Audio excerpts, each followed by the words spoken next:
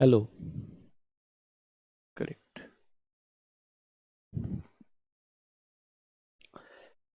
My dear students, मैं L K Srivastava आपको physics पढ़ाऊंगा।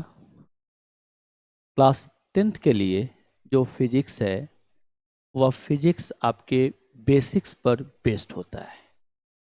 ऐसा देखा गया है बेटा कि जिसका बेसिक्स यानी मैथमेटिकल टूल्स जिसका स्ट्रॉन्ग है, फिजिक्स उसका स्ट्रॉन्ग हो ही जाता है।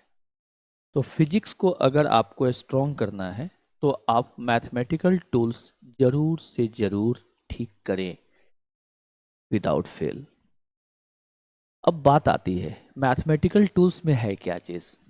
तो पहले मैं बात करता हूँ, जैसे आप 10th क्लास में हो, 10th का साइंस यानी फिजिक्स की बात मैं करूँ तो फिजिक्स में रे ऑप्टिक्स, जिसको ज्योमेट्रिकल ऑप्टिक्स भी बोलते हैं, वहीं से स्टार्ट होता है आपका सिलेबस।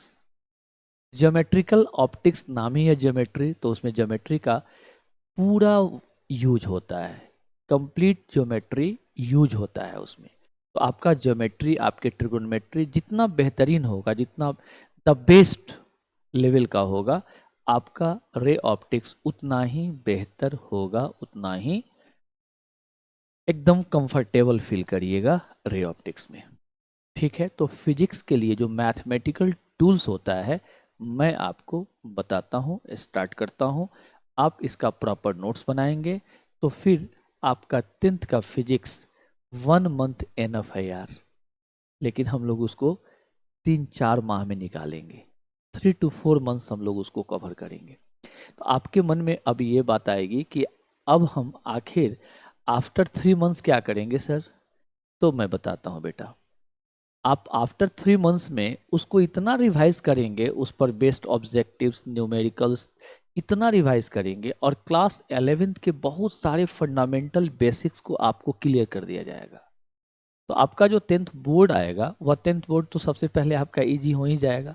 दूसरा, जब आप 11th में एंट्री मारिएगा तो उस समय आपका लेवल ही कुछ और होगा। तो आपका ड्रीम तो नेचुरल है कि अगर आप साइंस लेते हो उधर आकर के, मतलब क्लास 10th के बाद, तो नीट और जेई क्रैक करना तो आप चाहेंगे ही चाहेंगे। यानी आपको नीट और जेई का डिमांड तो रहेगा ही रहेगा। तो उसमें आप काफ़ी कंफर्टेबल फील करेंगे, और हम लोगों को छोड़ेंगे नहीं, पकड़े रहेंगे, और पक्का अपना रिजल्ट सिक्योर करेंगे। ओके, तो आज मैथमेटिकल टूल्स क्लास 10th के लिए स्टार्ट किया जा रहा है।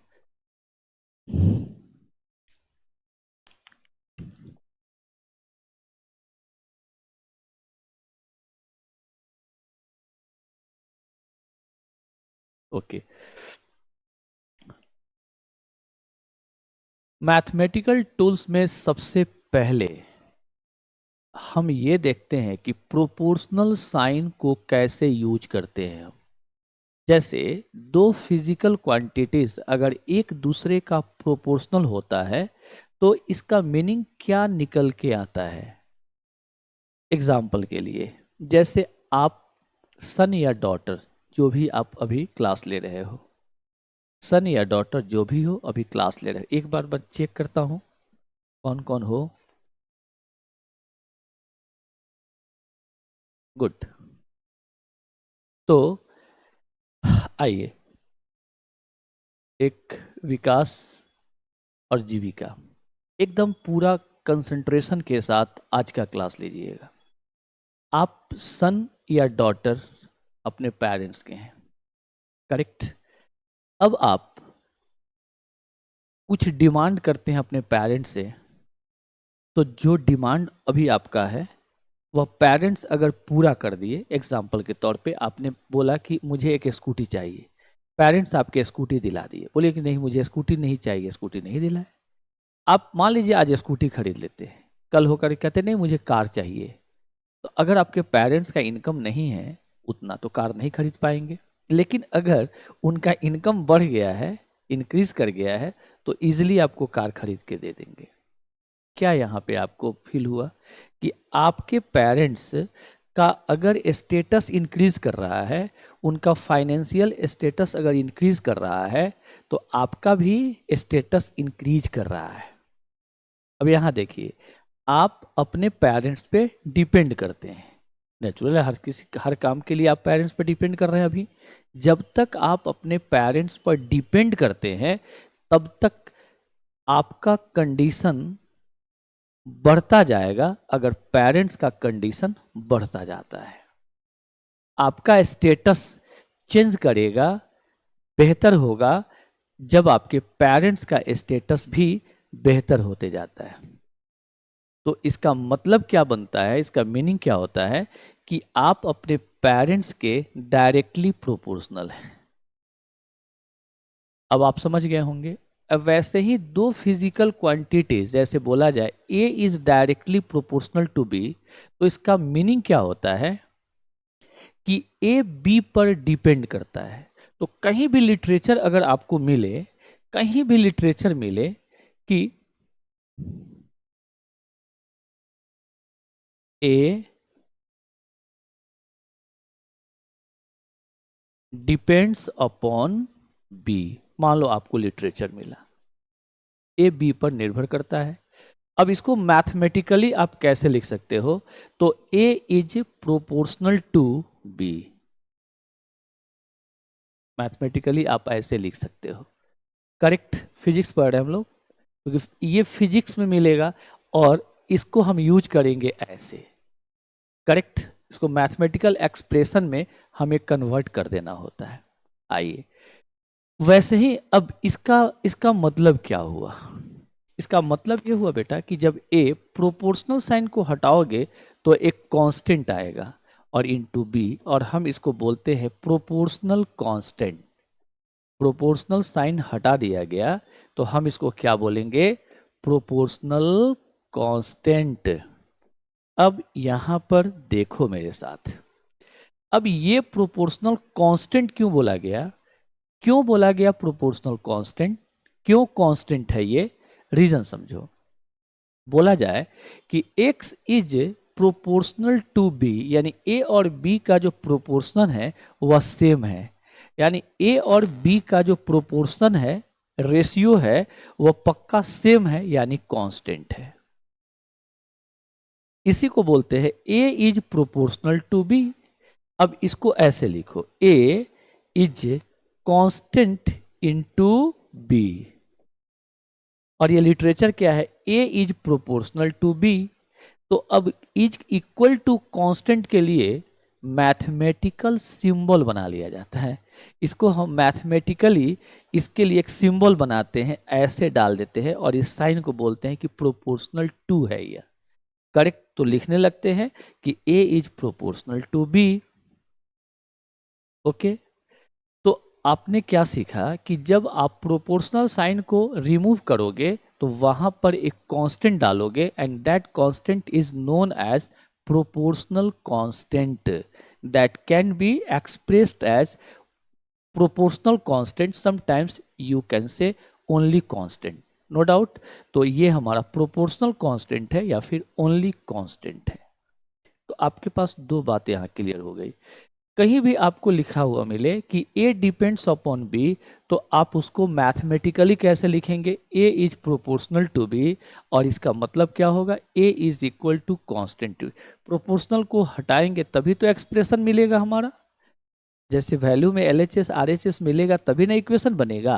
तो इक्वेशन बनाने के लिए हम प्रोपोर्शनल को रिमूव कर देते हैं, तो रिमूव करेंगे तो असली चीज़ तो यहाँ पर पड़ा हुआ है, इसी के लिए यह सिंबल यूज किए हैं। जब इसको हटाएंगे तो जो असली चीज़ है, जो इसका जिसके लिए इसको यूज किया गया उसको यहाँ पे डाल देंगे। करेक्ट, तो यानी अब ऐसे ही समझो, प्रोपोर्शनल हटाया तो कांस्टेंट डाला, और यह कांस्टेंट क्या कहलाता है, प्रोपोर्शनल कांस्टेंट। गुड, कोई डाउट नहीं। डाउट अगर होता है तो हम आपका चैट पढ़ेंगे, आप चैट में लिखिएगा कि ओके, यस और नो, जरूर लिखिएगा। ठीक है, चैट आपका खुला हुआ है, चैट मैं आपका पढ़ लूँगा, इजीली पढ़ लूँगा बेटा, इसलिए कुछ भी प्रॉब्लम है आप जरूर लिखिएगा। तो क्या मैं समझूं कि आपका यह क्लियर हुआ? अगर क्लियर हुआ तो चैट में लिखिए यस। मैं देख रहा हूँ आपका चैट, चैट में लिखो यस। अगर क्लियर नहीं हुआ तो मैं फिर बताता हूँ प्रोपोर्शनल साइन कैसे यूज किए जाते हैं। यह क्या आपका क्लियर हुआ? यस और no, please write my dear students, लिखो लिखो यस। क्लियर हो गया ना? वेरी गुड बेटा, वाह, वेल डन, करेक्ट। वैसे ही अगर मान लो यहां मैं लिखता हूं कि मोहन, एक नाम मैं दे देता हूं, मोहन इज, या सॉरी, मोहन डिपेंड्स अपॉन, देखते चलो किसी के लिए यूज किया जा सकता है, Mohan depends upon Ram, depends upon Ram. तो हम इसको क्या लिख लेंगे, मोहन, मोहन के लिए एम यूज कर लिया जाए, Mohan is proportional to Ram. इसको क्या लिख सकते हैं, implies that Mohan is equal to constant into Ram. और यहां के क्या होगा बेटा, तो यही प्रोपोर्शनल कांस्टेंट हो जाएगा।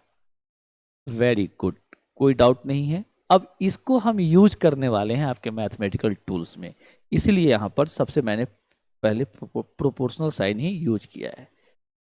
अब आप आइए, सबसे पहला टर्म जो आपको सताएगा, आपको ठगेगा, लेकिन ठगाना नहीं, बोलेगा कि तुम थोड़ा सा डेविएट करो, ऐसे फंसाएगा कि लगेगा कि वो करेक्ट है, होगा इनकरेक्ट बेटा। तो उससे थोड़ा सा हटने के लिए एक कंप्लीट एंगल का पैकेज मैं आपको बता रहा हूं, जो आपको यहाँ क्लास 10 से लेकर के पूरे जीवन तक काम आएगा, पूरे लाइफ तक काम आएगा। चाहे वो आप नीट का एग्ज़ाम दे रहे हो, 11th 12th नीट जेई किसी का एग्ज़ाम दे रहे हो, या किसी का थियरी पढ़ रहे हो, किसी का न्यूमेरिकल बना रहे हो, कोई चैप्टर पढ़ रहे हैं, एंगल तो आएगा ही, वहाँ पे आप फंसिएगा नहीं। इसका बहुत इम्पोर्टेंस है। तो आगे आप आइए मेरे साथ। सबसे पहले एंगल को बताने के लिए सर्कल को मैं बताता हूँ कि सर्कल क्या चीज होता है। In fact what is circle, circle है क्या चीज बेटा? सर्कल, ये सर्कल है, इसको सर्किल भी पढ़ते हैं, सर्कल है ये। सर्कल का ये क्या हो गया, सेंटर, और इसको बोलते हैं सरकमफेरेंस। ये क्या बोले, इसको क्या बोलेंगे, सरकमफेरेंस,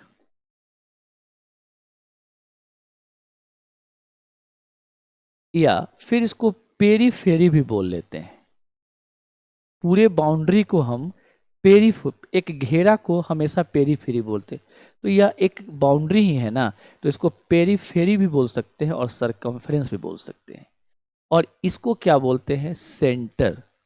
सेंटर का जो स्पेलिंग होता है हमारे यहाँ CENTRE होता है, इसलिए आप जो भी इंडियन राइटर की बुक को देखेंगे वहाँ सेंटर की स्पेलिंग ये है, लेकिन जो भी आप फॉरेन राइटर की किताब को देखेंगे तो वो CENTE, या जैसे हैलिडे रेसनिक वॉकर की किताब है, या आप NCERT देखेंगे तो वहाँ पर ये वाला स्पेलिंग मिल जाएगा, लेकिन आपके लिए ये चाहिए। गुड, आप इसी को यूज करिएगा। ये हो गया सेंटर, और सेंटर से इस सरकमफ्रेंस को मिलाने वाला जो स्ट्रेट लाइन होता है सब इक्वल होता है।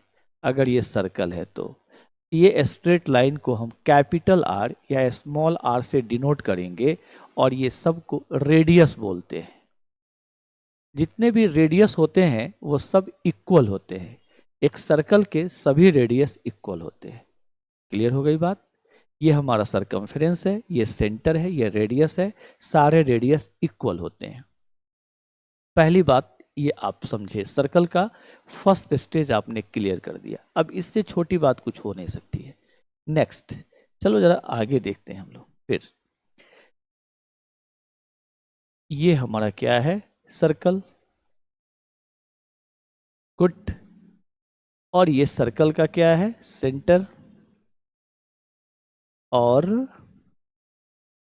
ये क्या है हमारा, रेडियस। गुड, अब यहां देखो, मान लो यहां दो डायरेक्शन होता है बेटा। सबसे पहले एक चीज को और यहां समझो, जैसे मान लो तुम, ये सर्कुलर पाथ है, कोई सर्कल है और ये ऐसा ही कोई पाथ है, ऐसा ही कोई रास्ता है, तो इसको हम बोलेंगे सर्कुलर पाथ। सपोज यह कोई सर्कुलर पाथ है, क्या चीज है, सर्कुलर पाथ है यह कोई। गुड, अब ये सर्कुलर पाथ पर सपोज आप पॉइंट ए से चलना स्टार्ट करते हो, यह रेडियस है। आप यहां से चलना स्टार्ट किया और पहुंचा कहां पर, इस पॉइंट बी पर आप यहां पहुंच गए। गुड। आप किस डायरेक्शन को फॉलो किए, इस डायरेक्शन को। अगर आप वह वॉच जैसे क्लॉक जिसको बोलते हैं, उस क्लॉक को जिसमें सेकेंड्स का हैंड, मिनट्स का हैंड, आवर्स का हैंड हो, डिजिटल वॉच की बात मैं नहीं कर रहा हूं, जिस वॉच में सेकेंड्स की यानी सेकेंड वाली सुई हो, सेकेंड्स हैंड हो, मिनट्स हैंड हो या आवर्स हैंड हो या तीनों हो, तो आप देखेंगे क्या कि वो ऐसे चलती, जैसे यहां पर, ठीक यहां पर वर्टिकल 2 पॉइंट्स होंगे, यहां 6 लिखा होगा, यहां 12 लिखा होगा। अब देखो, ये जो सेकंड वाली निडिल है, सेकंड्स निडिल जो है वो उसका टिप जैसे टिक टिक टिक टिक ऐसे नहीं चलता है, टिक टिक टिक टिक ऐसे चलता है। ठीक, यानी घड़ी की जो सुई होती है, सेकंड्स हैंड का जो टिप है वह कैसे चली बेटा, तो ए टू बी इस डायरेक्शन में चलती है। तो यह क्लॉक के अकॉर्डिंग है, तो इस डायरेक्शन को हम बोलेंगे क्लॉकवाइज। ओके, तो क्या ऐसे अलग कर दिया जाए छोटा बना करके कि अगर कोई पार्टिकल ऐसे डायरेक्शन फॉलो करता है तो हम उसको बोलेंगे clockwise direction.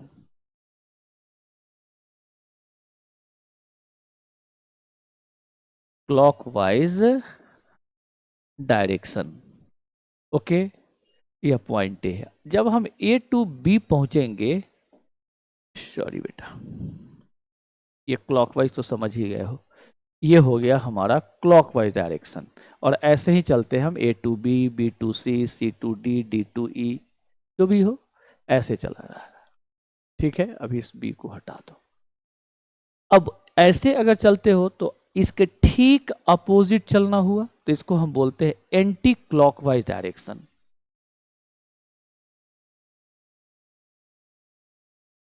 Anti clockwise direction. मैं आपका बहुत बेसिक नहीं होता, अब इससे नीचे नहीं हो सकता है, वहां से मैं आपका कॉन्सेप्ट उठाया हूं, क्योंकि हम लोग को टॉप पे पहुंचना है।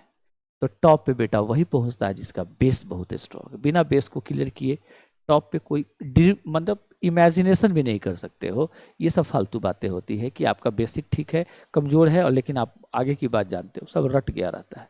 तो यहाँ पर आ जाओ, हम आते हैं, पहले अपनी बात को करते हैं। जैसे ये मिनट्स हैंड ऐसे ऐसे चली या सेकेंड्स हैंड तो क्लॉकवाइज, और अपोजिट चल रही है तो एंटी क्लॉकवाइज डायरेक्शन। तो अगर ऐसा डायरेक्शन हमको मिले, जब यह सेंटर है, ये रेडियस है, और ऐसे कोई पार्टिकल अगर चले, ऐसे ऐसे ऐसे, A to B, B to C, C to D, ऐसे अगर पार्टिकल चल रही है कोई, तो हम इस पार्टिकल के डायरेक्शन को बोलेंगे कि एंटी क्लॉकवाइज डायरेक्शन में पार्टिकल मूव कर रहा है। Anti clock, anti clockwise direction,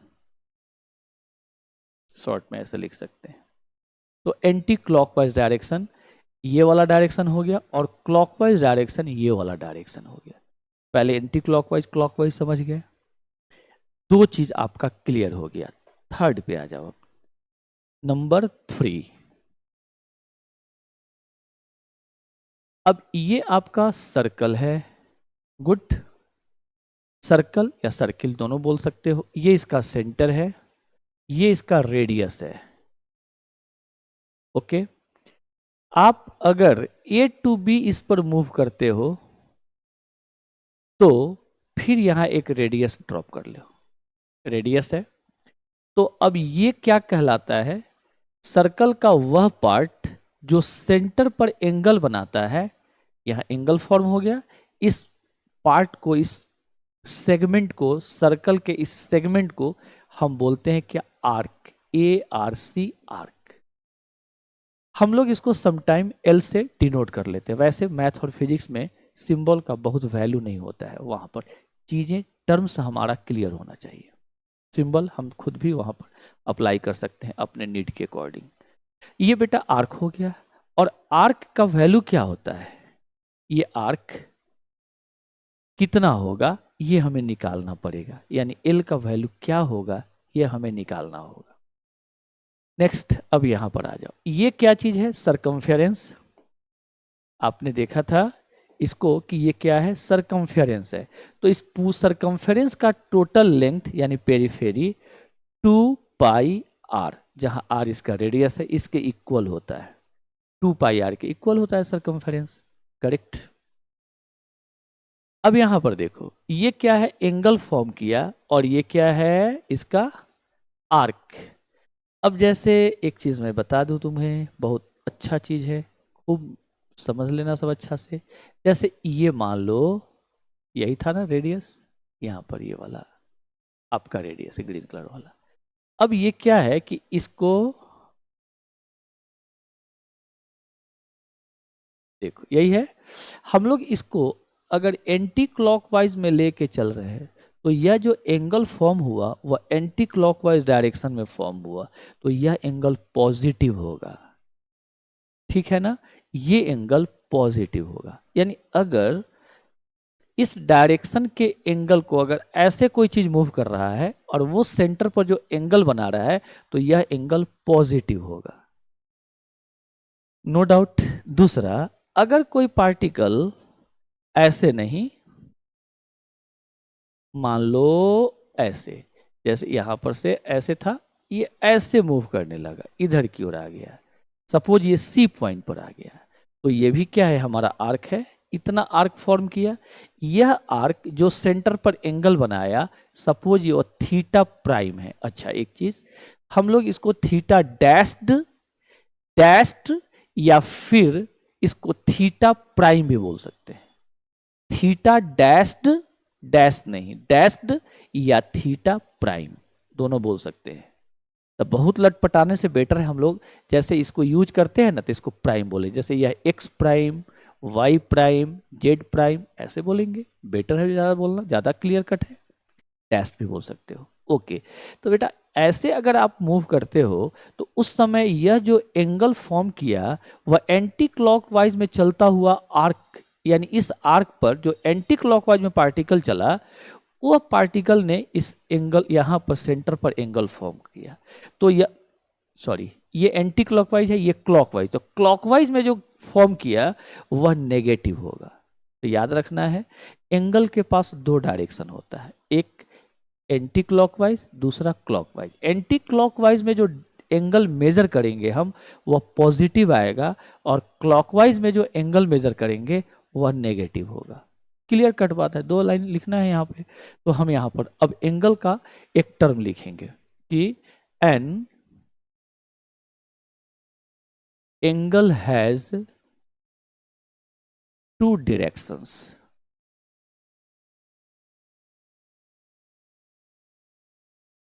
number first clockwise,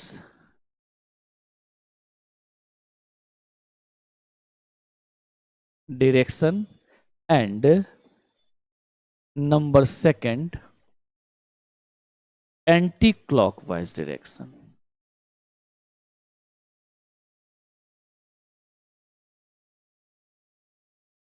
anti clockwise direction, correct, दो डायरेक्शन है। अब यहां पर एक नोट भी तो आ गया ना कि an angle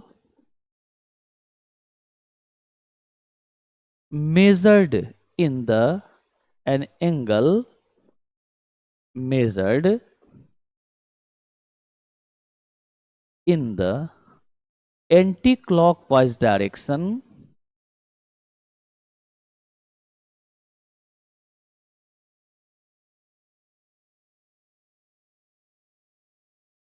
is positive, while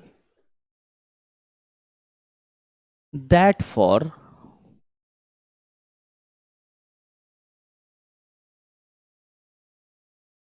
clockwise direction it is negative.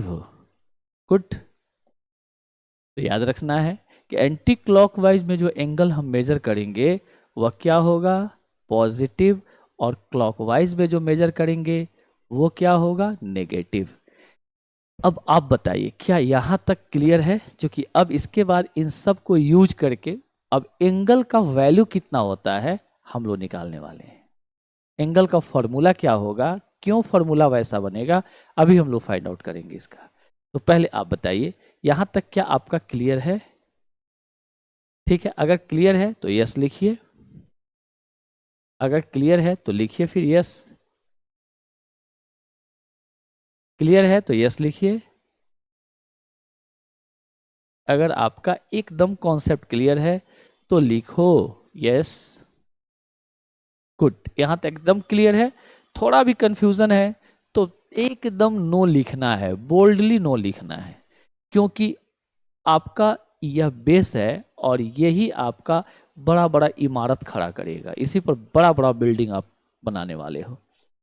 अब आ जाओ एंगल को पहचानने का चौथा चौथा सीढ़ी। अभी एंगल पर हम चढ़े नहीं हैं, अब आने वाले हैं। ये क्या है, एक सर्कल है, सर्कल के पास यह सेंटर है और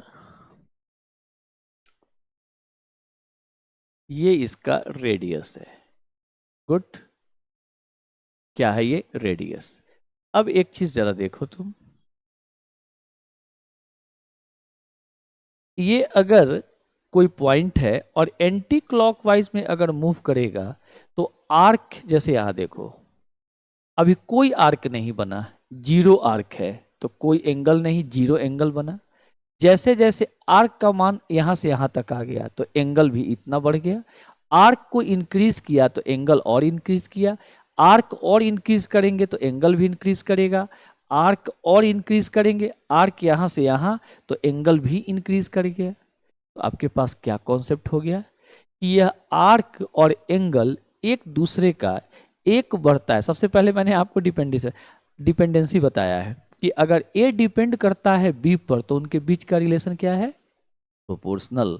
तो यहां पर एंगल किस पर डिपेंड करता है, तो आर्क पर, यानी आर्क कितना बड़ा है, जितना बड़ा आर्क उतना बड़ा एंगल। दैट इज ये जो एंगल है वो आर्क पर डिपेंड करता है या आर्क एंगल पर डिपेंड करता है। नेचुरल दोनों, एंगल बड़ा होगा तो आर्क भी बड़ा होगा। तो यहां पर हमारे पास क्या कॉन्सेप्ट आ गया कि अगर अब देखिए जैसे ऐसे आए हम लोग, यहां से यहां तक आया, एंटी क्लॉकवाइज डायरेक्शन में मान लिया कि ये आर्क है, यह आर्क को एल और इसको हमने थीटा यूज किया एंगल को, और ये क्या है, रेडियस। अब आप यहां पर देखिए थीटा क्या है, थीटा एंगल है। हम लोग चूंकि यह एंगल एक प्लेन में बनता है तो हम इसको प्लेन एंगल भी बोलते हैं, लेकिन प्लेन एंगल अंडरस्टूड है और आप लोगों का क्लास थोड़ा अभी नीचे है तो सॉलिड एंगल आपको पढ़ना नहीं है, तो वहां पर फंसाएंगे भी नहीं हम आपको। क्लास 11th में जाइएगा तो आपको मिलेगा। वैसे मैं आपको 3 मंथ्स जब गुजार दूंगा, 3 मंथ्स जब पास कर जाएगा, आपका 10th का सिलेबस जब कंक्लूड हो जाएगा, 3 to 4 मंथ्स बहुत है बेटा 10th के पूरे सिलेबस के लिए। हम लोग उसको इतना रिवाइज करेंगे बोर्ड में तुमको टॉप कराने की बात सोचेंगे कि 100% मार्क्स है, कटे नहीं। तो पहले यहां पर समझो, जैसे ये जैसे जैसे इसका आर्क बढ़ रहा है वैसे वैसे एंगल भी बढ़ रहा है, यानी एंगल और आर्क दोनों इंक्रीज कर रहा है। तो ये दोनों क्या हो गया, वेरिएबल हो गया। वह क्वांटिटी जिसका वैल्यू चेंज करता है, वेरी करता है, दैट इज कॉल्ड वेरिएबल। तो यहाँ क्या क्या चीज है, यहाँ पर थीटा को एंगल हमने माना या प्लेन एंगल, और ये क्या है बेटा, तो वेरिएबल है, ये बदलता रहता है, आर्क पे डिपेंड करता है। एल क्या है, तो आर्क है, और आर्क भी क्या है, यहाँ वेरिएबल है। पार्टिकल अगर मूव कर रहा है तो आर्क चेंज करता जाएगा और एंगल भी चेंज करता जाएगा, इंक्रीज करेगा तो इंक्रीज करेगा, डिक्रीज करेगा तो डिक्रीज करेगा। और यहां पर हमने जो आर लिया वो रेडियस लिया, करेक्ट। और रेडियस एक सर्कल का कभी चेंज नहीं होता है, यह ऑलवेज कांस्टेंट होता है, इनवेरिएबल होता है। इनवेरिएबल को हम कांस्टेंट लिखते हैं, करेक्ट, या लिख सकते हो कि यह इनवेरिएबल होता है। ओके, तो रेडियस इनवेरिएबल है, दैट इज कांस्टेंट है। डन। अब आओ, हमारे पास क्या रिलेशन मिला कि एंगल और आर्क एक दूसरे पर डिपेंड करता है। यानी यहां पर हम लिख सकते हैं कि एन आर्क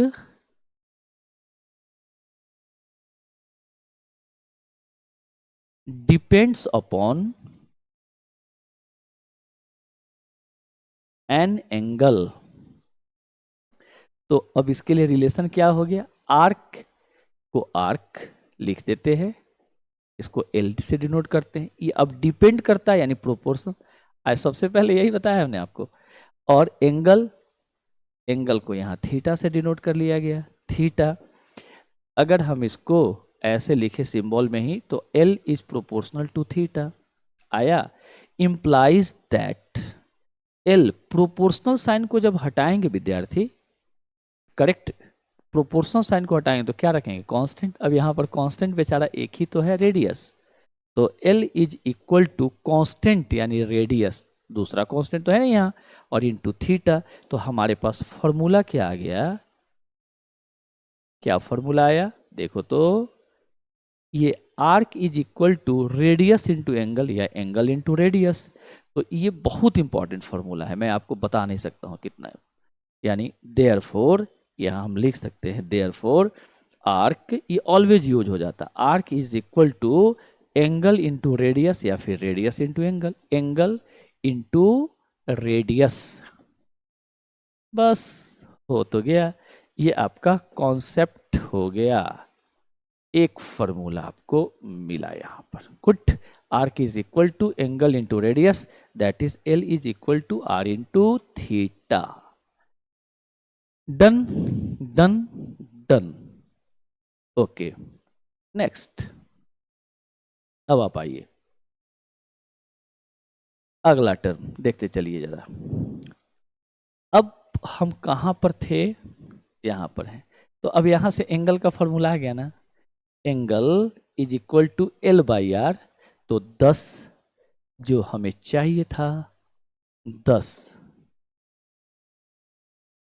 इंपॉर्टेंट है, इसको हरी झंडी दिखा दे, 10 angle that is theta is equal to L by R. आया ना, यहां से देख लो थीटा, तो ये आर उधर जाके डिवाइड हो जाएगा, तो क्या लिखेंगे, theta is equal to arc, जिसको एल से डिनोट कर दिया, अपॉन रेडियस।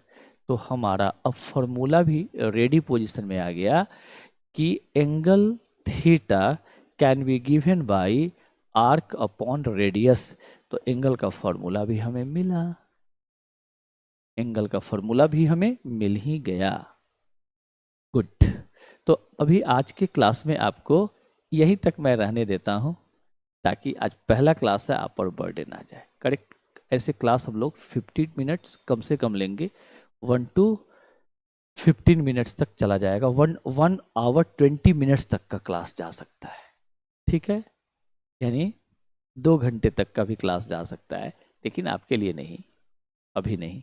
जो स्पेशल क्लासेस होगा, जब आपका रिवीजन मैं करूँगा तो 2 घंटे का होगा। हम लोग तो ऐसा करेंगे ना बेटा कि एक दिन में पूरा आपका 10th का रिवीजन हो जाए, 10th क्या आपका 9th भी इसमें खींच देंगे हम आपका, आपको थोड़ा भी टेंशन नहीं होगा। पहले 10th का सिलेबस पे आइए। तो मुझे लगता है कि आपका तो ये चीज़ बहुत क्लियर हो गया होगा कि एंगल आर्क बाय रेडियस कैसे होता है, एंगल का डायरेक्शन क्या क्या होता है, कब पॉजिटिव होगा कब नेगेटिव होगा, डिपेंडेंसी दैट इज अगर कोई बॉडी कोई फिजिकल क्वांटिटी किसी दूसरे फिजिकल क्वांटिटी पर डिपेंड करता है, तो फिर उनके रिलेशन को हम कैसे लिख सकते हैं, एट्सेट्रा एंड एट्सेट्रा। ठीक है, लेकिन अभी एंगल आपका ओवर नहीं हुआ है, इसमें अभी एक क्लास और जाएगा आपके लिए, तो फिर हम एंगल को फ्री कर देंगे, फिर हम लोग दूसरे मैथमेटिकल टूल्स पे आएंगे, तब आएंगे आपके ज्योमेट्रिकल ऑप्टिक्स पे। तो देखना ना, आपका ज्योमेट्रिकल ऑप्टिक्स आपकी बुक निकालने के पहले आपका बन चुका रहेगा।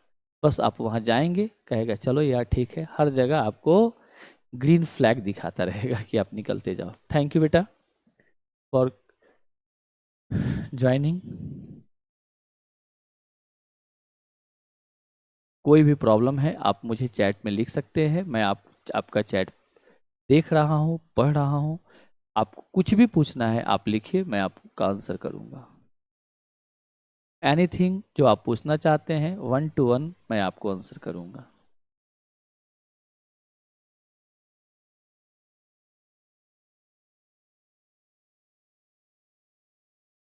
क्लास अगर अच्छा समझ में आए तो थैंक यू लिखो यार, कोई लिखो थैंक यू।